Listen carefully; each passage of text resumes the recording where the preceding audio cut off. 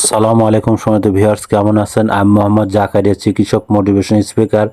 আপনাদের মাঝে স্বাস্থ্য বিষয়ে আলোচনা নিয়ে আসলাম। বন্ধুরা, বিভিন্ন সময়ে বিভিন্ন ধরনের আলোচনা নিয়ে এসে আজকেও স্বাস্থ্য বিষয়ে আলোচনা। বন্ধুরা, অনেকে কমেন্ট বক্সে কমেন্ট করেছে যে ঘাড় ব্যথা হলে কি করব।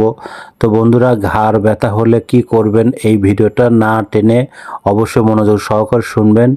প্রথমে একটি লাইক দিবেন, সাবস্ক্রাইব করুন, নোটিফিকেশন অন করুন, পেজে ফলো দিবেন, তাহলে স্বাস্থ্য সম্পর্কে নোটিফিকেশন আপনাদের কাছে পৌঁছে যাবে। তাহলে বন্ধুরা মনোযোগ দিয়ে শুনুন। ঘাড় ব্যথা হলে প্রথমত আপনাদের যাদের পুরাতন এই ধরনের মাঝে মাঝে ব্যথা হয় বা অনেকদিন হলো এরকম পেইন হয়, সেই ক্ষেত্রে আপনারা অন্তত হাফ লিটার পটে গরম পানিতে আপনারা একটু হটপট টাইপের, যেগুলো আপনার ফার্মেসিতে বিভিন্ন পাওয়া যায়, মানে ওষুধ ছাড়া এভাবে আপনারা একটা নিয়ম করে দেখতে পারেন। ঘাড়ের পিঠে একটু ধরবেন, যেটা উশু গরম এভাবে হতে পারে।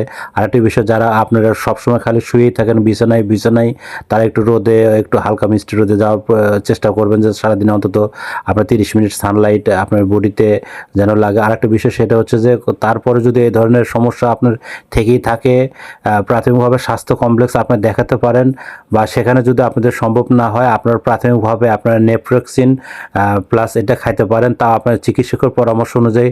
তারপরেও বন্ধু, এভাবে অসুখ যদি কোথাও যদি কোনোভাবে ভালো না হয়, আমার এই 100 বছরের প্রতিষ্ঠানে আপনারা যোগাযোগ করতে পারেন। তো বন্ধুরা, এতক্ষণ মনোযোগ সহকারে দেখার জন্য আপনাদের সবাইকে থ্যাংক ইউ, সবাইকে ধন্যবাদ।